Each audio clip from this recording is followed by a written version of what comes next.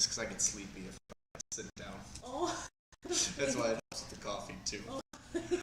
Hello everybody, welcome to Camera Basics today. I'm your host Saxon, I'll be teaching the class. I have one student with me in person today and then I have everybody who's online, so thank you all for joining. Let me switch over to my presentation so you're just me the whole time.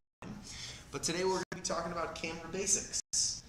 So we're going to be basically talking about how to graduate from your smartphone, so how to get away from taking pictures on your phone, and how to move into a camera, whether that be a point-and-shoot model, or whether that be a DSLR, or mirrorless, or any of the other bigger cameras too. So this is for everybody. So I'll give it a couple more minutes before we get started here to let other people join. But yeah, welcome to Camera Basics. So what I like to do is we usually teach for about an hour, so it goes from 5:30 to 6:30, and then my goal is to make the last 30 minutes any questions that you have. Next week will be camera intermediate, and then we'll have a break for 1 week, and then we do drones on the last Thursday of the month. So this week and next week are probably the two that you want to come to. Those are the real good ones.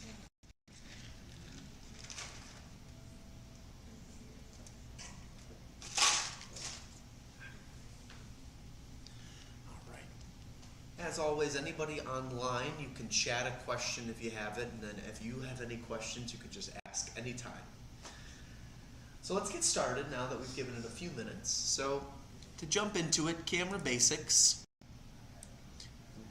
So first things first, where to go when all else fails. So for anybody who's brand new to cameras, the first thing I always recommend is read your owner manual that you get with the camera. The manual that comes with it should give you all the layout for the buttons, tell you about features that might be exclusive to this camera. It'll tell you a list of things that maybe only your camera would be well known for to do. So I definitely would recommend that. YouTube is a great source as well. We're obviously broadcasting or live streaming our class on YouTube right now. Hi there, sir. Welcome in. Is this photography class? Yes, it is. Welcome on in. Have a seat wherever you'd like. We just started. It's the first slide. Okay. We have two students with us today. So we're talking right now to begin where to go when you're feeling like you don't know what to do, you just got your camera. First thing I always recommend doing is reading the owner's manual, familiarizing yourself with your model, know what you've got so that way you've got a jumping off point. The second thing I like to always mention is YouTube. I think that's a great resource to anybody who's brand new to the camera world. The beauty of YouTube is that there are probably 50 to 60 videos out there right now about whatever camera model you own. So if you ever have free time, what I always recommend is type in 10 things you didn't know about and then whatever your camera model is, so the Deluxe 7 in your case.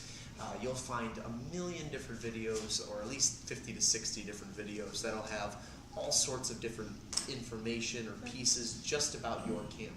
So if you're ever feeling lost about the specific camera you have or general camera knowledge, YouTube is really great for that. And then the last thing I've been telling people about is Masterclass. It's fallen a little bit in popularity. It's not as popular as it once was, but Masterclass during the height of the pandemic was a lot of professionals and industry leaders who came together and they created a set of classes or a set of like a curriculum, if you will, on all sorts of different subjects to help you master whatever it is you're trying to get better at. So I know there's a couple on photography specifically. I know you have to pay for Masterclass, but it might be a useful resource if you're ever looking for more. So the first thing I like to talk about in the intro class is SD cards. Where do your pictures go when you take them? And make sure you have two. So back in the day, we used to have film. We would have a big roll of film. You'd get about 45 exposures on a roll of film, anywhere between 32 and 45 depending on the film. Your film would have an ISO level on there, so it's exposure level. So you buy Kodak 100, Kodak 200, Fuji 100, etc. And nowadays, we don't use film anymore. We use SD cards. We use a digital media. And the reason I say we want to make sure we have two on there is because this is a smaller piece of technology. It is a fragile piece of technology. They can sometimes lend themselves to break. They can also malfunction. The worst thing you can have happen is, let's say you go out to take pictures of the birds and your SD card isn't working. If you forgot another one, you don't have any way to save your photo. So I always recommend if you go out places, take 2 of them with you. The other thing to think about with SD cards is that we have numbers associated with them. They'll tell us how much storage space is on there. Another key point of information that we'll have on there is the read and write speed. Typically we'll see a number followed by MB/S. That's the amount of megabytes per gigabyte that it's producing per second. Now, for most photographers, that's not necessarily something we have to worry about, because what's most important is how much storage space we have on there. So that's 64 gigabytes, that 32 gigabytes, that 128 gigabytes. If you're doing video, that's where the megabytes per second really matter, because you want to make sure you have a larger number of megabytes per second. You want a faster read and write speed. That'll be better for the card for your video quality and for your transferring and saving the file. But if you're just doing photography, I would say go within your means, whatever SD card suits your interest. If you go online, you can actually type in whatever your camera is. So if it's a 24 megapixel, a 16 megapixel camera, and you can type in, 24 megapixels to gigabyte size. And it'll tell you, if you have a 24 megapixel camera, a 64 gigabyte SD card could hold about 20,000 photos before you need to then delete photos off of that and transfer and clean that up. How much time would that be on a video? Depends on the quality of the video, and this can kind of go into a multitude of different realms. So if you've got a 4K video, depending on your frame rate, if it's 24 frames a second, 34 frames or 30 frames a second, 120 frames a second, that'll change the length of time. So if you're doing a 30 frame video at 4K level, you probably can get about an hour worth of footage on 128 gigabytes. Now that can change depending on the megapixel size of it too. So I would recommend specifically looking up whatever your film quality is going to be with your camera's megapixel size. So depending on what you have. That's the easiest way. If you type that in on the computer, you should be able to get some form of kind of written out how many minutes and seconds for the file that you're trying to get. So the bitterness of poor quality remains long after the sweetness of a low price is forgotten. I like to start the camera class off with this because in my opinion, I think this is an important kind of memo. As far as cameras go, I'm all about getting a good deal on stuff. Photography is one of the few art forms that I think that the more you can invest in your product, the better the end result will be. So if you see a good deal on something, make sure that it's the product that will get you the furthest in what it is that you're trying to do. If a cheaper piece or a better bargain product will get you to the end result you're looking for, great. But if it does come down to you putting a little bit more money into something to get the result that you're going for, don't be surprised if that's the answer. I got a lot of people that come in and they love their camera, but they want a better lens. They look at the lenses and they're like, why does the lens cost more than the camera cost? And it's because for that quality that you're looking for, that next push, that's where the investment comes in. So the bitterness of a poor quality remains long after the sweetness of a low price is forgotten. I like that quote as far as cameras is concerned. Now getting back into the SD cards a little bit, your pictures shouldn't live on your memory card. Your memory card is a boat, if you will. It's a boat to transfer your images from your camera to your computer, and it should kind of be treated as such for forever. You can let your pictures stay on the card, but it's recommended that you clear out the SD card after you're done with your photos, and then have a fresh slate when you put the SD card back into the camera. And I'm going to talk about the steps to do that right now. So, first step in any process, you've taken your photos, you've got all your pictures done for the day, you're ready to go. First step, turn off your camera. Always make sure your camera's powered off, and wait 5 seconds after that. If you ever turn or play with your camera and you take pictures, turn your camera off and hold it next to your ear. You're going to hear the internals of the camera taking a couple seconds to cool down, shut down, and process everything that it just saw. So by waiting 5 seconds, you're giving the camera a second to cool down and make sure that there's nothing that's still saving or finalizing on the camera that could damage or hurt images before we do the next steps. So it's important, wait a few seconds and then go ahead and remove the SD card from the camera. Now, there's a couple different ways to transfer. A lot of people like to take the camera and plug directly into the computer and then transfer that way. You can do that. I recommend not doing that because you leave yourself vulnerable in case something were to happen. So the example I use all the time is, let's say your camera is plugged into your computer here and you're transferring the images. Let's say you've got your son or your daughter or a grandkid or a pet. They walk by and they accidentally unplug the camera from the computer while it's transferring. There's a possibility you could lose all your images. And all the hard work you did for the day could basically go. So what I recommend with that is if you remove the SD card and plug that into the computer, you're limiting the amount of connection points between your camera and the computer. Now it's the SD card that's directly communicating with the computer, which leaves a little less chance for something to go wrong within the camera or to go wrong within the transfer. The other reason why I like to make sure that the camera isn't plugged into the computer is, let's say you spill something. That can, number one, damage the camera, but because the camera is communicating with the computer, there is a chance via the cable it can damage the computer too. So if you don't plug your camera in and you go through via a card reader, the chances of you having a mess up or damaging one product or the other is much more slim. Now, it's not the only route to go.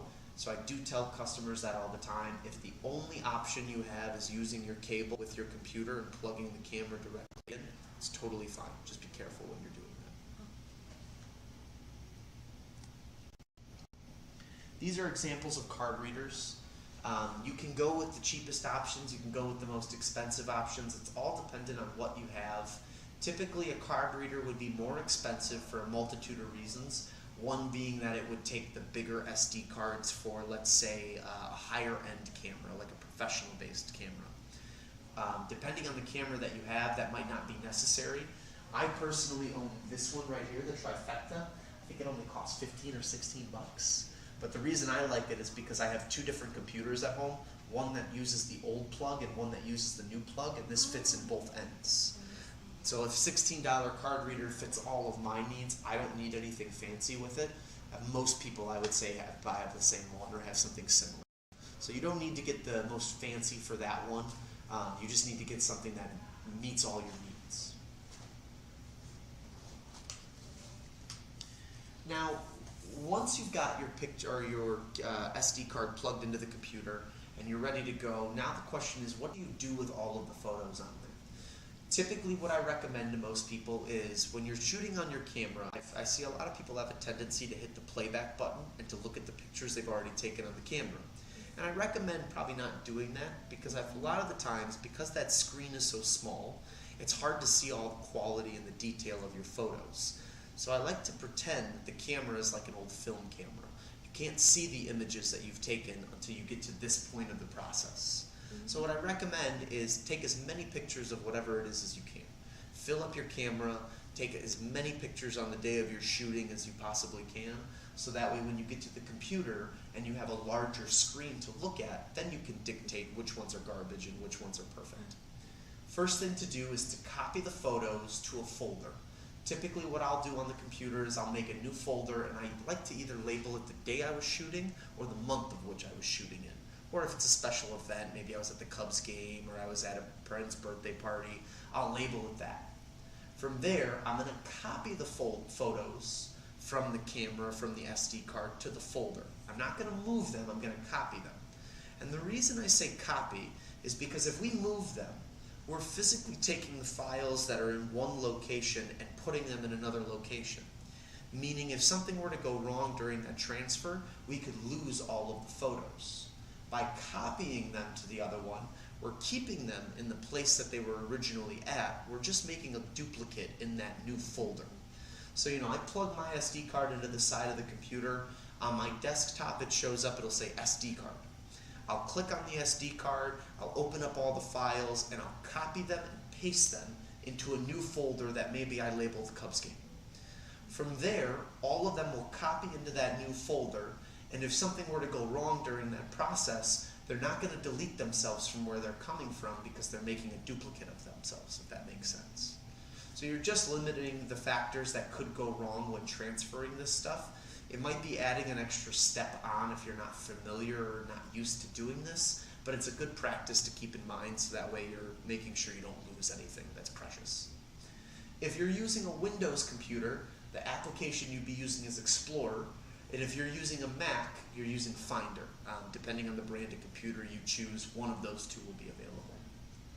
Now the next thing I recommend is to copy them, not move them, move the photos to a second place. So it's good and dandy to have them on the computer, but again, I think of the spilled coffee, I think of kids, I think of pets. If you're accident prone, your laptop is a fragile piece or your computer can be fragile, you should have one other place that you're putting these photos. I personally like the external drive. I buy these little 1 terabyte hard drives and I'll plug them into my computer. And then what I'll do is I will copy them onto that hard drive and I'll have basically my photos on one hard drive and also on my computer. If my computer ever goes out on me, all my photos are on a backup. They're ready to go, they're safe. For me, I have like 20 years worth of my own personal artwork that I've held on to. I have 2 hard drives actually. One I keep under a safe underneath my bed just in case the house ever burnt down, God forbid. The second one I keep next to my computer just as another backup. Do it however you like. It's whatever works the best for you and whatever you're going to remember. It's just to protect your photos, to protect your memories. Prime Photos and Google Photos are actually a great example of a cloud-based solution. So if you're familiar with Google Drive or you're familiar with Amazon Prime, they have a cloud-based solution where as long as you can remember your username and password, you technically can access your photos anywhere you are in the world as long as you have internet access. So I get a lot of people who go on Safari, they'll check into a hotel or a lodge and they'll have Wi-Fi, they'll have shot in all these awesome pictures on their camera, but maybe they didn't bring their computer, maybe they don't have the best access. What I'll tell them to do is to connect to your phone, you can transfer the photos, and then you can actually take those photos and put them on your Google Drive. Then you can delete the photos off your camera. When you get home after your trip, all your photos are on the computer and they're accessible anywhere that you're at in the world. So it's another good option too, to keep all your stuff safe so that way you have a backup.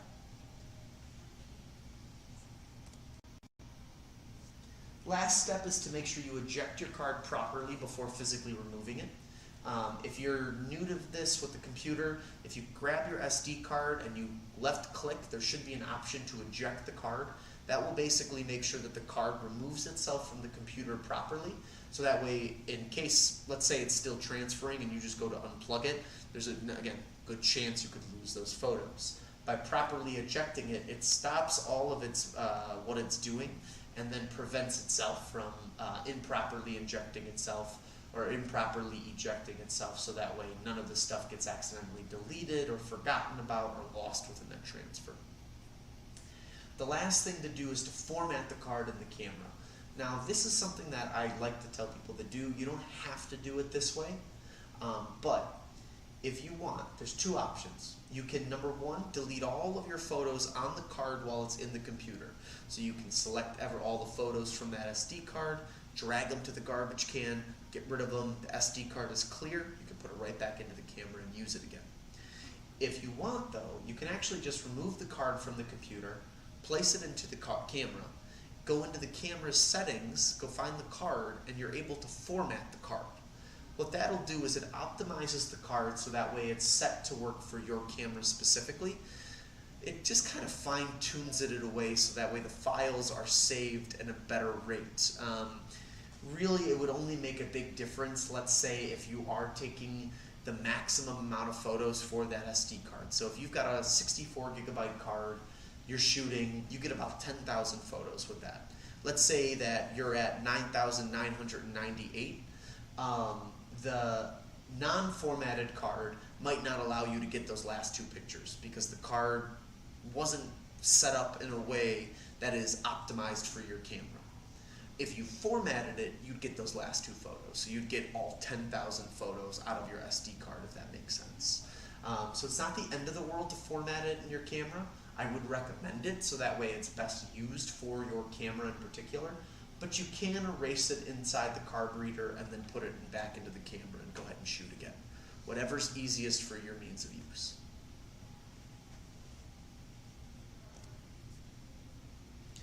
Going back into it a little bit, this is your backup plan. So again, it starts with the card. Card is in the physical camera. This is what it looks like. Slides in, you'll hear a click. And then on the camera, when you take the photos, it is saving directly to that chip. From the card, you should go right into the computer. Use a card reader, connect your camera directly if that's your only means or way to do it. But then from the computer, everything should be saved and ready to go. My next recommendation is your backup plan, which is your hard drive, or I like to use the cloud, but your cloud-based solution. So your Google Drive, your Amazon Prime, there's a couple other options I'll show in a second here, but those are great sources or resources to use when it comes to saving your photos properly after you're just getting started and just moving forward. Other sources to look at, so I talked about the OneDrive or My Drive from Google. Definitely would recommend that. If you're a Microsoft user, they use a format called OneDrive. Not as familiar with it, but I know it is an option. Creative Cloud is one of my personal favorites because not only do you get the storage space to save your photos, but then you also get access to things like Photoshop, Lightroom, InDesign, any of the editing software that a lot of people like to gravitate towards as you get used to taking pictures. So if you are ever interested in editing your photos and playing with it, you do pay monthly for that service, but you do get a lot of features out of it. It's not for everybody, especially if you're just starting. Probably would say wait. But if you've been doing this for a while and you're looking to push yourself, that's the next step. So the next thing is a tour of your camera. So what we're going to do is I'm going to go through all these slides, and every button that you would see on a camera is about to be listed. Now, when you look at your camera, it might look completely different from this. This camera that I'm using is a Nikon DSLR. It should be a D3400 or a D3200. The buttons on this camera are what you'll see across every camera, just sometimes a little bit different in layout or form. Sometimes they're scattered throughout. Sometimes the cameras don't even have the buttons on the outside of the camera. It's all internalized. So if you have questions, ask. I can do my best to answer them. But if you have your camera at home, by all means, click through the buttons and play with it as well too. So from top to bottom, we'll start. On most cameras, you're going to see a red dot. That red dot is going to be your video start and stop button. For most cameras, you'll have the ability to shoot both picture and video. So with that button, it gives you a kind of a quick way to move out of photo and move right into recording a video. So if you're doing something, let's say you're out and about and you don't want to switch on your mode dial, which is over here. Your mode dial is like your brains of the camera. As you turn the mode dial, it's going to allow you to toggle between the different modes or settings that your camera allows for. On one of my other slides, we go into a little bit more depth about the mode dial. Also in the intermediate camera class, we talk more about all the different modes that are on there.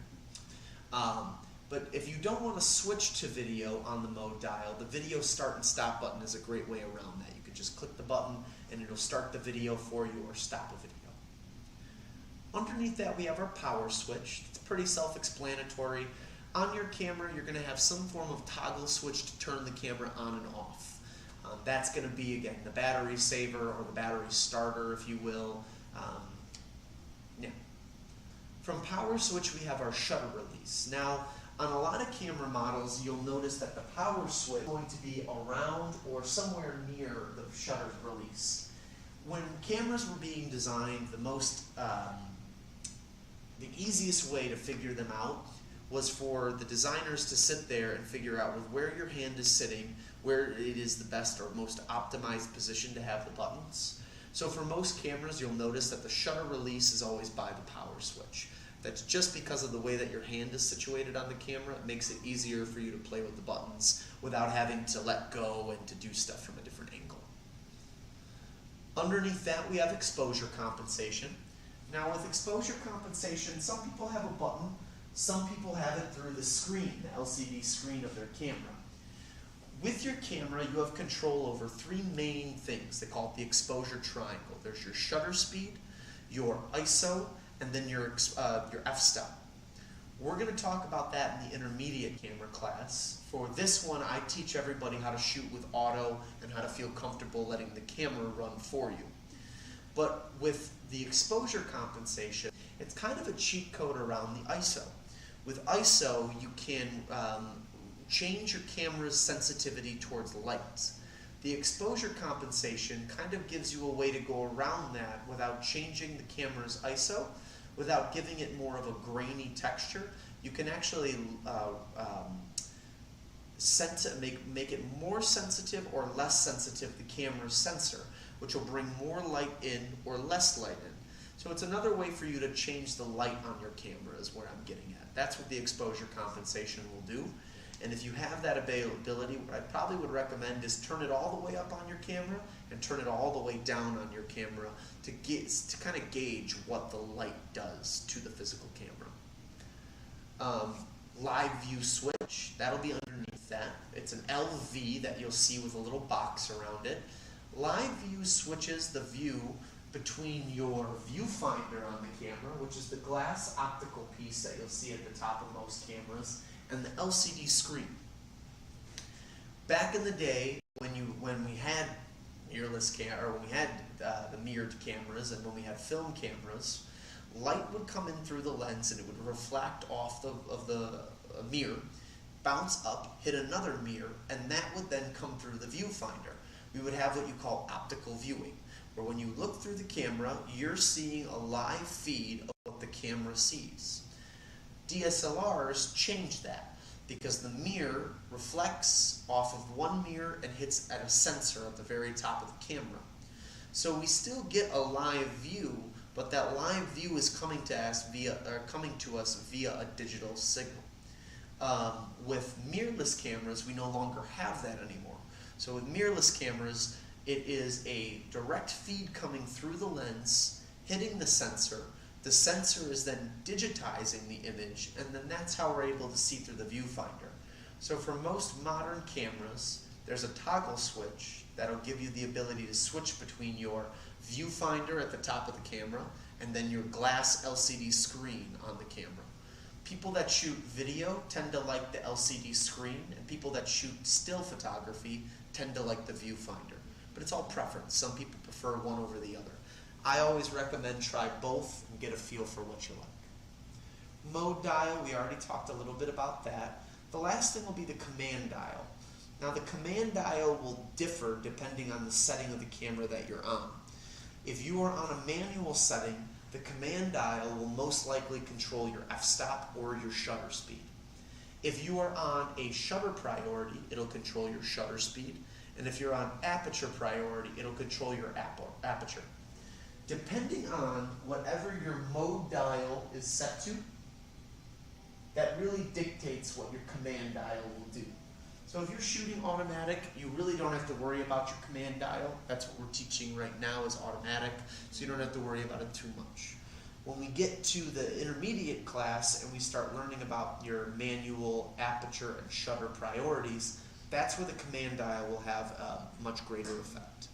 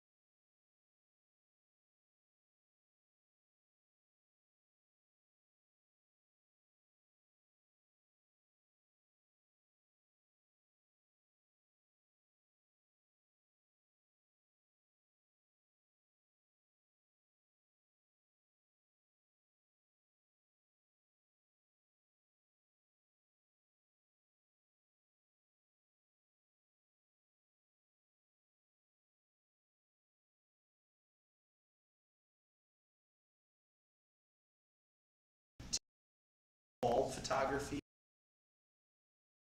with very drastic landscape or scenery shots or detailed portrait shots where the artist will leave the camera's shutters open for maybe 10 seconds, but they'll have it set. Their subject won't be moving, so when the camera captures that image, it's going to get the most detail out of that image possible. The longer the shutters stay open, the more information the camera gets. The more information the camera gets, the more information the photo has, the more detailed the picture. The more movement, though, the more shaky or blurry that we get from the photo. So again, it's you're weighing your options. It's all about give and take in the camera world. You can do this with the camera, but then you got to remember that you have to tweak and remember these other little things. So it's all give and take. It's all practice. It's touch and feel in the camera world. There is. So if you go through the doors, go all the way. It's in the middle of the section for the furniture. You'll see it against the left wall. Of course. So, like I was saying in the beginning of the class, we're starting with auto. That's the main bread and butter of what you're using for this. Automatic is going to do the main settings for it. It's going to be the brains of the camera. And we want to start with auto because, again, we don't want to confuse ourselves. The worst thing we can do as a starting photographer is buy a camera, try to learn the manual settings when we haven't even gotten off training wheels. Automatic is your training wheels. We let the camera do all the work for us, but we get a really nice image by doing that. Once we feel more confident with auto, then we move into manual controls, and then we really get to take ownership of our own camera. Another thing you can use is scenes. Now, not every camera is going to have scenes.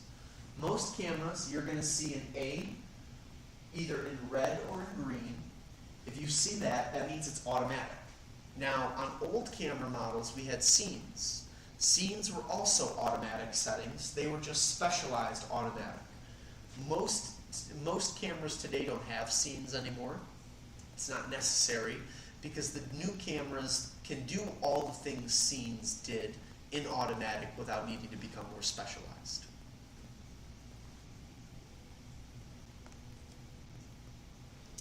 I get this all the time. This is one of my favorite images, if you will. I get people who come and they say, my camera doesn't work, and they show me a picture like this. Your camera works, you just don't know how to fully use it yet. So it's important, just practice with your camera. Don't ever feel like you're not getting something. You know, it sometimes takes time to learn these things. You're fine, don't worry. It takes time to learn the camera. It takes time to practice. It takes time to become comfortable with it. You know, people spend a lot of money on cameras and they get very frustrated or upset when it doesn't do what they want. But a lot of the times it's just based on the way that you're using it. Maybe there's something you're not doing right on there. I always hate to put the blame on the customer or the photographer, but a lot of the times it's not the product, it's the person using the product. So it just takes time and patience to make sure you're doing everything right, you're checking all your T's, crossing your I's, doing all that fun stuff to make sure that you're getting the best picture possible. Your camera isn't a smartphone. Your smartphone can do a lot of really amazing things, and the cameras nowadays on your phone are so powerful. They're able to do Photoshop skills, they're able to automatically do AI processes, they're able to do colorization, they're able to change the lighting in a sense. I mean, there's a lot of things your smartphone can do that a lot of the times your camera can't. But there's a lot of things your camera can do that your smartphone can't. And the biggest reason that you bought a camera is because you're trying to get away from your smartphone. You want to become a better photographer. You want to start to get closer to being either professional or amateur or even a hobbyist. So it's important to remember that with your camera, there's going to be learning curves. If you are doing your research and you're buying a camera that's appropriate to your use, you're most likely buying a camera that's better than a smartphone, better than the quality you get from a phone. So the important thing now is just to learn how to access that quality and how to make sure you're getting the best bang for your buck as far as a photo goes after you buy your camera.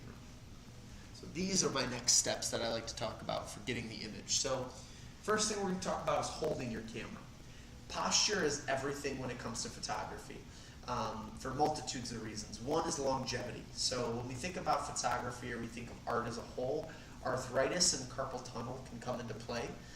We can develop back problems, you can develop hip problems. There's a lot of things that can come about being a photographer.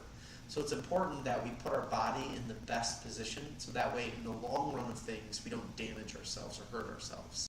So keeping a straight back is one example. Obviously, depending on the situation that you're in, you might have to position yourself kind of funny with your camera. But if we can avoid it, it's important that we keep good posture, a straight back when we're taking photos, and we have ourselves lined up. The other importance too is with our arms, we don't want to be chicken winging it. We don't want to have our arms out to the side when we take a photo for a couple different reasons. One, when our arms are out to the side, we open ourselves up now and our body space is bigger.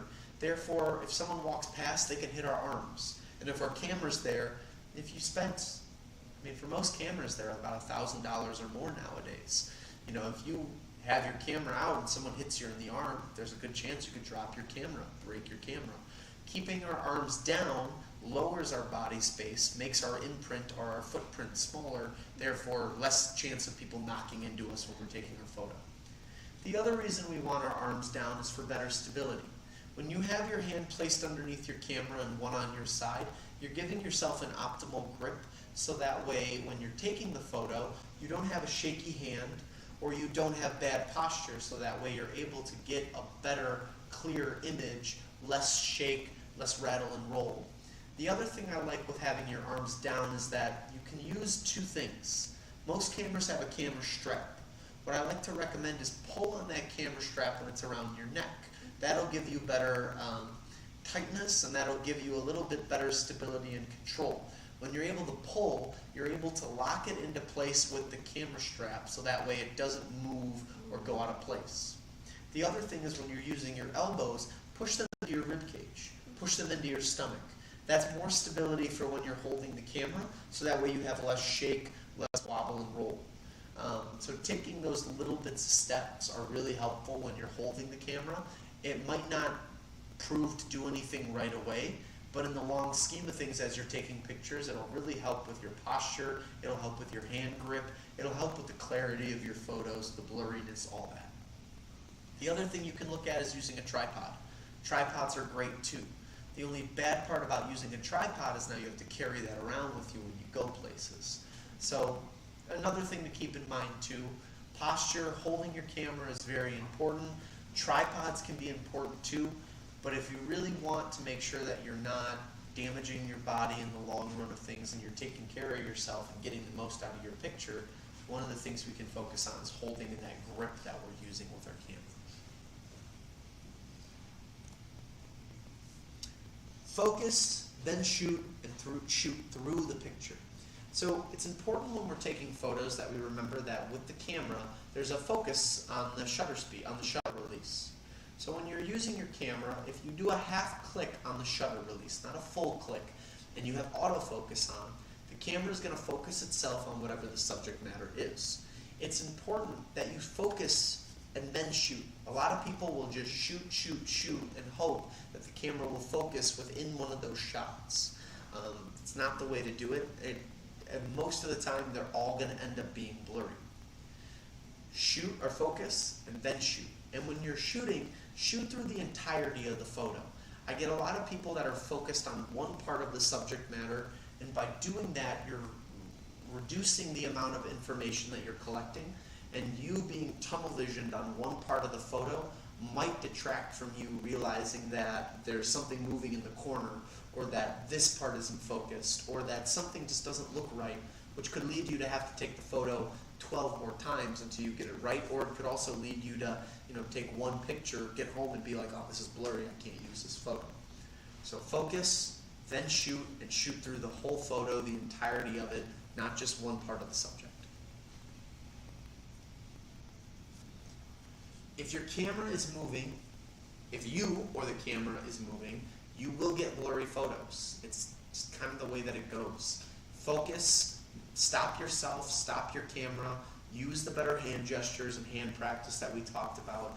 That'll really help you take a much more clear photo. And if you're really still struggling, I have a lot of customers that do have the shakes in their hands, they can't help it. Invest in a tripod. Invest in something for better stability. Monopods are also very good too. They weigh a lot less than a tripod, You are carrying something around, but at least you have the better stability to get a better focused photo. So these are the basics for taking great photos. Now these are my opinions. These are things that I learned when I was in school for photography, things that I've kept with me for as long as I can remember, and I think these are the best ways for a beginning photographer to really grasp what they're seeing in the frame. So the first things first, fill the frame. A lot of the time I have people who come in and they want to take really awesome pictures for headshots or portfolios. And the one thing I noticed is that they'll create a lot of negative space. So a couple pieces of terminology we'll talk about. Positive space is whatever our subject matter is in, or whatever the main subject of our photo is. So in this case, we have our woman sitting here in the middle of the frame. She is our subject matter. She's our positive space. We then have the space around her. We're going to consider that negative space. It doesn't do anything for the photo. If anything, it detracts from the photo. In this case, we have the wall that she's standing in front of or sitting in front of, and it's all considered negative space. The wall has harsh shadows, harsh lines, a floorboard that cuts through, just unnecessary parts of the photo that don't give us anything to our subject or to our model. So by filling the frame, by cropping inwards and giving only the headshot of her, we're getting a little bit more towards the subject being her being the main focus of our photo. So by giving that little extra attention to detail and cutting out the majority of that negative space, we're bringing in something a little bit more interesting. Something like that photo is probably more appropriate for a headshot or a website, maybe about an author for a book, or anything that you're trying to do as a photographer professional when it comes to making more of a portrait or a headshot. Eyes in the top third. So when we look at a photo, we can break it down into a couple different quadrants, and that's the way I like to refer to it. Sometimes I'll draw 3 lines, and I have a diagram later on that'll demonstrate this a little bit better, but I'll use my hands for now. Typically, we can divide our picture into 3 quadrants: a left, a center, and a right, or we can deliver it into 3 quadrants going from top, middle, to bottom.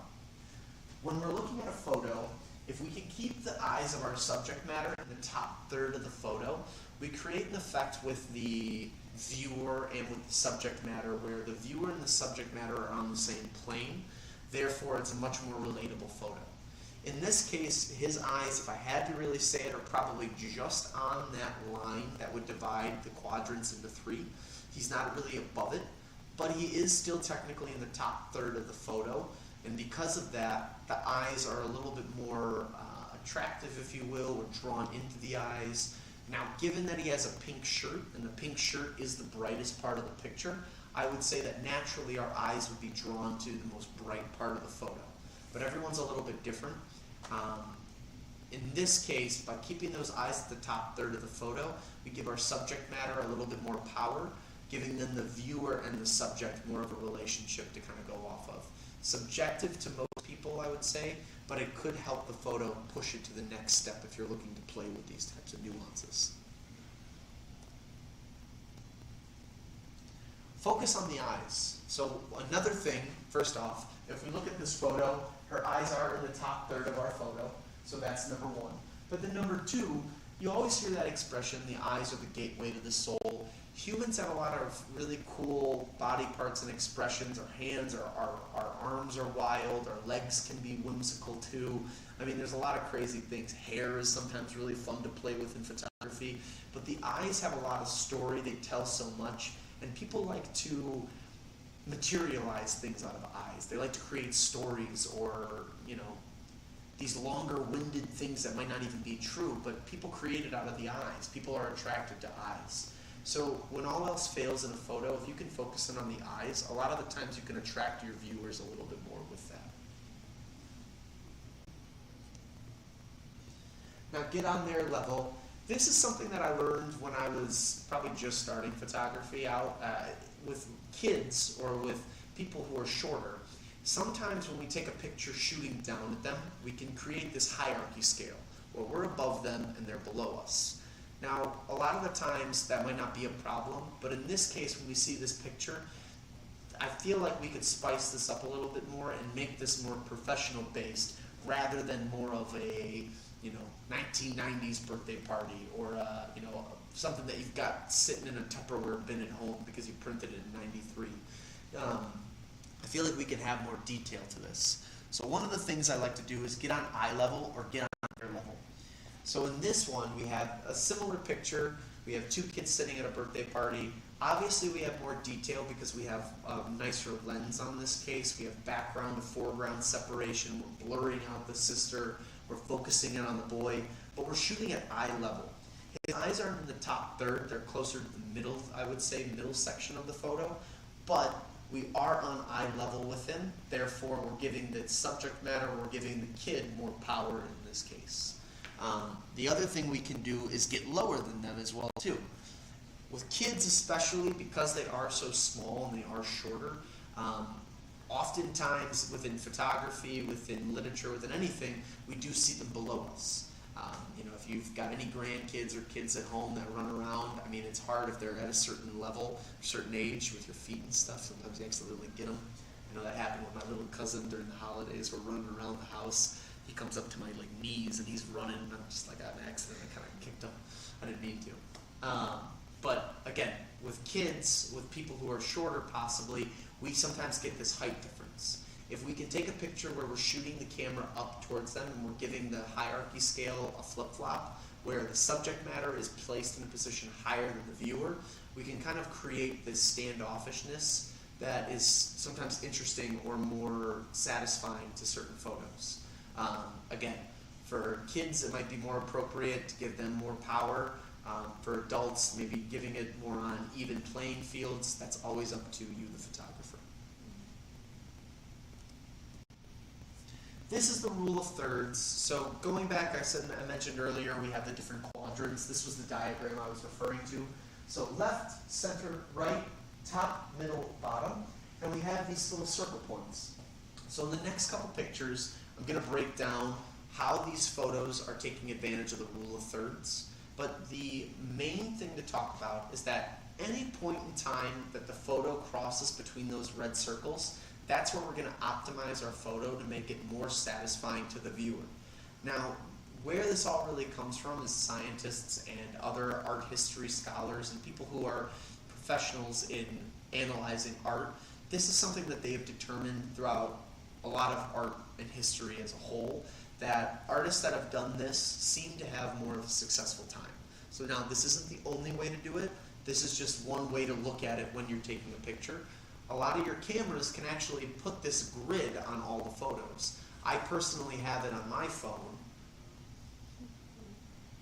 You can usually see it when I look at the black wall there. You can kind of see that I have this white grid going through my whole thing. I like using the rule of thirds because it helps me frame my image up a little bit better, gives me more control over my image. So in this one we have a surfer dude. I'm going to warn you right off the bat, it's a lot of beach pictures. I don't know why they work the best for this. Another thing we're going to talk about is a horizon line. There is a line that goes on all of your pictures that will separate background from foreground. And that middle zone is called the horizon line. Depending on where the horizon line is, we're either going to see the top of things more, or we're going to see the side profile of things more. Typically, we won't see the bottom of things more, unless our horizon line is really up there, and we have subject matter where we're shooting from down below. That's a different story. I'm not going to get into that detail. But for what we have in front of us, we have our horizon line kind of coming on the very top quadrant. You can see the water there. And we have our surfer dude in the right side of our rule of thirds. So him and his shadow are crossing between the two. There's another thing that we're going to talk about later to help about keeping the sun on your back. And I'm going to show this picture that confuses a lot of people, but it's really helpful to kind of get that idea. By keeping the sun behind the back of this surfer, we're not allowing for that sun to peer over, meaning we're casting a harsh shadow around the surfer guy, having a lot of light come through the legs, and it just makes a very satisfying and pretty colored picture, mixed in with its evenness and symmetricalness on the lines and what we're seeing here. So again, makes the picture more satisfying to the viewer, also satisfying to the person taking the picture. Another one where we're on the beach, same idea, horizon line is perfect. right there, background, foreground. Now with the black and white photo, we can't see the sun coming in, and we can see that it's overcast, but we can see these sections of bright light. So we can assume the sun is somewhere around here, given how much light is coming through. So our subject matter is basically in front of the sun is still above them. But where the shoulder and the ankle of the little girl is are perfectly on our rule of thirds, right in the left quadrant of the picture. So again, utilizing that or creating something, showing a lot of the scenery off, where the other photo at the very beginning I talked about filling the space. The only reason that stuff like this and like this might succeed better with having the background is not only are you showing the subject matter, but you're showing the scene in which the subject matter is in. For some photos that might be more appropriate than others, where you're taking the headshot of the woman and you've got the lines of the room and the shadows, probably don't need that background. But where you have the surfer dude, it might look kind of weird if you just zoomed in on the surfer himself without showing the waves and everything, you know? Giving context to your photos helps, as well as taking context away from the photo for more anonymity. It depends, again, on what you're trying to accomplish when you're taking photos. Another great example of the rule of thirds. Here we have, and this one always bothers me, if the mom and the dad could just move over so they were perfectly on the line, this would be a perfect photo. But nonetheless, both the brother and the sister, I would imagine there's a brother and sister, and mom and dad on the right side are basically both on that rule of thirds line. They're both evenly hitting at the different cross sections. The background is basically blurred, not blurred, but the background is basically cut as much as it can be without taking too much else away. So you're getting this nice subject matter of these two, of this family together in a field taking portraits together, probably something they're going to hang up in the house. But again, they're hitting the rule of thirds. They're showing off the frame nicely. They're giving context to where they're at. Could they crop themselves in a little bit and just focus on the family? Probably. But it's, again, all based on what you're trying to accomplish with it. But by having this nice symmetricalness, you do create a really nice contrast on the photo and a nice evenness, I will say. Another example of the rule of thirds, Jim's eyes are almost in the top quadrant, so we almost have eyes in the top third, but he is perfectly on this line here. If you've ever watched The Office, I really like this photo because when we talk about that first slide of filling the space and getting rid of stuff, this is a great example of during the show they would do these scenes where they cut to the small interviews of the cast and they're talking to the camera guy, whatever it is, but they show parts of the background so that you get context of where these characters are now at when they're getting interviewed in their office. So if you've watched the show, you can tell this is the conference room because you know the plant is there, the blinds are there, you get more of an idea of where they're sitting in the show. So again, might not be necessary for all your photos, but having that little extra context might give the viewer a little bit better of an understanding of where you're at. It also could hinder the photo. You might not need any of that stuff. Maybe just focusing on the subject matter is enough to make a really nice photo. Now this is the one that confuses people a lot. This is the sun on your back method. So when you're taking a picture, one of the most important things is that you open yourself up to light. Light is your friend within photography. If you ever go into a studio or you ever look up studio shoots on YouTube, you'll notice that people tend to take studio lights and they'll put one on the side, one on the other side, one on the top, one in the back, and one in the front. They want light hitting their subject from all the sides because they don't want to create shadow, darkness, anything that could basically give more, I'd say, ugliness to your photo is probably the best way to describe it. When we look at the top image here, we can see how dark the subject matter is. The fish naturally has a gloss to it. It's a slimy creature, so there should be light reflecting off of there. The gentleman as a whole, his skin is tanner from being in the sun. He's got a watch on. There's metal on the boat. There's plastic. There's shiny bits. But because he has the fish in front of him, the hat is positioned downward, and rather than opening himself up to the sun on his back, he's closing himself off. He is much darker on that top image. Now, same image, no editing in light, no changing in anything. And you can see that in the boat too, everything's the same. But now you see that the subject matter is lit up more. But now, when we look at it, the fish is off to the side, the hat is kicked up a little bit, and his shoulder is moved over slightly. So more sun is peering over our subject matter. We're using the fish as almost a light bulb, if you will, to reflect the light back at our subject matter.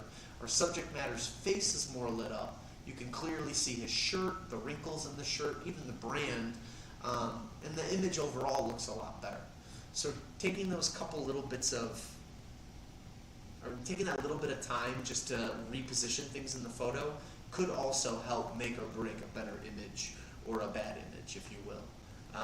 Using the sun to be your natural friend, to be your light, is really important, especially when you're starting with just automatic settings on the camera. The camera that's on automatic depends on as much light as possible, and it feeds off of the more light, the better. So getting as much light onto a subject as you can is always going to be better than not better. Last thing I like to always tell people about is use the timer and camera app on your phone. All of the phones or all of your cameras have an app built in, especially if they're one of the newer cameras. I'd say within the last 10 years, Bluetooth Wi-Fi has been available for cameras. Benefit of doing that is you can use your phone, you can take pictures, send the photos from your camera to your phone. Most of these apps even allow you to edit things, so you can change the color. The other cool thing though is you can use it as a timer. So I can set my camera up on a tripod, maybe 30, 40 feet away from me. I can get in front of it, and using my phone, I can use the phone to capture the images from the camera. So the phone almost becomes a remote, it becomes a timer. It's an accessory that I can use with my camera to get a certain shot. Always a nice thing to have, a nice option. Last thing I'll go in before I show the last slide just for class next week. These are my recommended accessories. If I'm being 100% honest with you, the only things I think you should have are the top 4. I can't stress these 4 enough. You definitely need a bag to carry all the stuff. It's useful. If you've only got one lens and a camera, I guess you can get away with putting an extra SD card or an extra battery in your pocket. But you should be traveling with a camera bag. Protect your equipment. If you spent a lot of money on it, that stuff isn't cheap. It's not easy to replace. Protect it. Extra battery is always a must. I think anybody who buys a camera should at least be getting one extra battery with it. I was in Washington, D.C. about 2 Februaries ago, and I was in Arlington Cemetery, and I was just about to leave and actually try to go walk by the Pentagon and take pictures.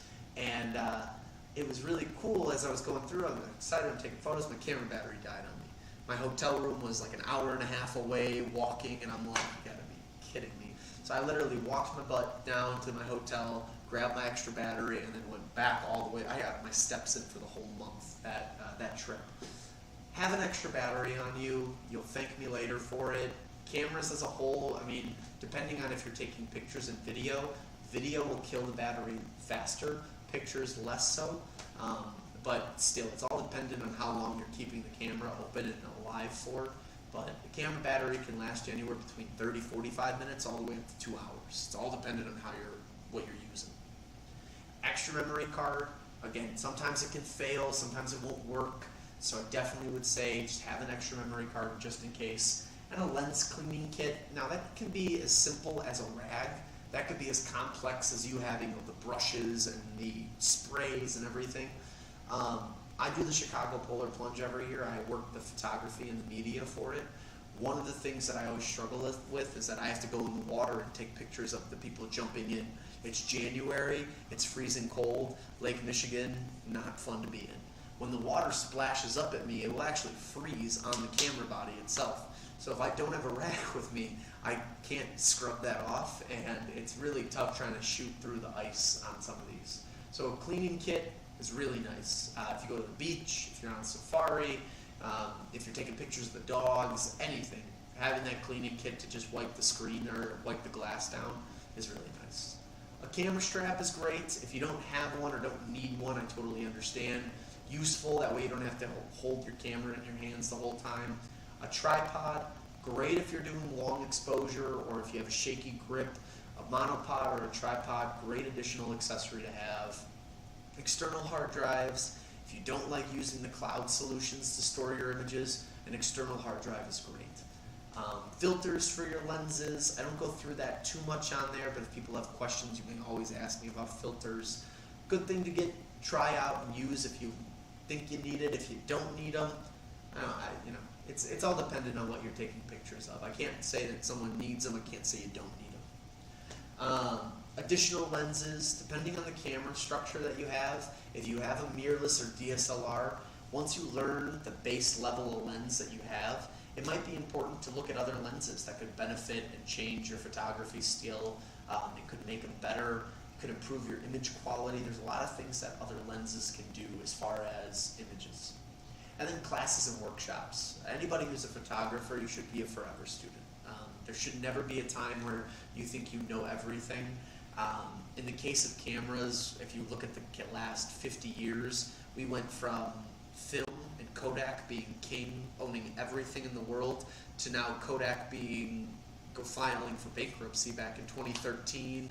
Everything about Kodak being gone basically at this point. Now digital cameras taking over the world. And on top of that too, now your phone has a camera. There's mirrorless now. What does that mean? So as a whole, you should always be seeking more information, joining clubs, taking classes. I have two really cool groups that come here all the time for gear.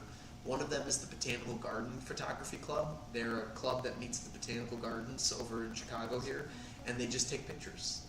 And they have a club, they show pictures to each other, they compete, they have contests, but they're a group, they're enthusiasts about photography, and they love the plants, they love botanical gardens, and that's their whole shtick. I also have another group that has a permit with O'Hare. They're allowed special access onto the runway, and they take pictures of the planes landing and taking off. They've got some pretty big gear for that, but it's really cool what they get to do with that stuff. But they're a group by themselves. They don't take pictures for money, they just take pictures for fun as a collective, as a group. So joining groups is great, taking classes, being a part of workshops, all great ways to get better and more comfortable with the camera that you currently have when you're still starting to learn and start out. And that, I believe, is everything I got for you guys. Thanks for coming in. Intermediate classes next Thursday, just for everyone online, and then I'll have any questions for you guys I'll answer. May 11th, so next Thursday is going to be my intermediate class. We'll talk about everything from aperture priority, shutter priority, and manual controls of the camera. So we'll get into the exposure triangle. We'll also talk about lenses, how to understand focal length. We'll talk about a few little light editing stuff that you can look at and some other resources that are good to look at. And that's also at 5:30? Yep, 5:30 to 7. And yeah, there's my email and my phone number, so feel free, if you're online, screenshot it, write it down. If you don't have any questions right now and you think of something later, you can always reach out to me. The other thing I tell people too is, like, let's say you don't have really a question or you don't know how to articulate something. If you have a photo and there's something about the photo that you're curious on, email me the photo. Tell me what you're trying to fix or what you want to know something about or anything. And I should be able to give some advice or help with that as well too. And your first name is Saxon? Saxon, yes. And yeah, that's all I got for you guys. Do you guys have any questions for me today? Anything I can answer for you? I know I threw a lot at you. It's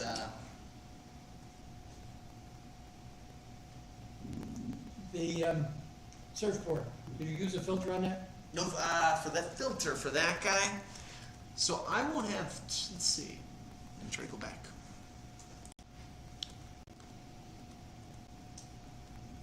So these were done by a professional photographer. I can't see the signature.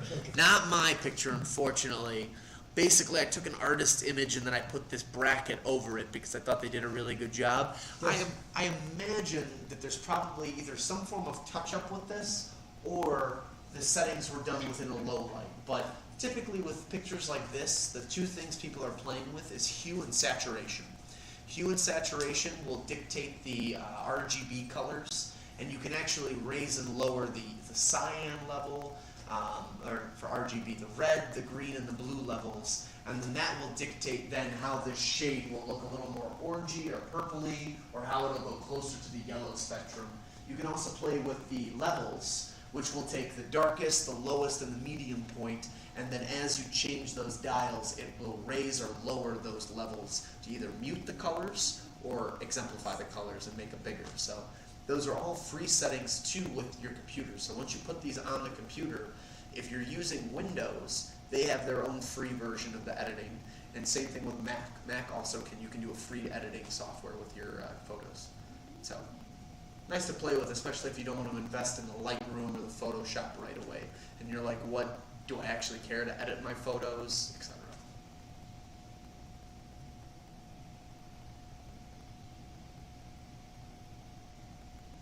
Anything else? Thank you very much. Anytime, guys. Hopefully you learned something out of it. Let me go back to that last class for you, and then I'll open the door. Feel free to leave whenever you'd like. I'll sit here for a couple more minutes in case anybody online has any questions. Oh, you have people online? Yeah, so that's what so the whole time that we've been doing is I've been live streaming class too. Oh, So what I tell people is if, let's say, you can't make it in person, if you go to YouTube, type in Apple Electronics, all of my classes, I stream them at the same time that I teach in person. All of the classes that I've already taught are also online too. So I've already taught the intermediate class maybe 12 or 14 times. I've taught the drone class. I even used to teach a GoPro class too. Those are all online already too. Yeah, so if you ever want to go back and rewatch the stuff, you can. can I give you a tip? Bubble wrap. Make a bag for you, Kim. Thank you. It's a good idea. It'll protect it. Yeah. Adds a little more bubble or protection to it. Yeah, a little more protection. Yeah. And the cloth. Thank you so much. Thank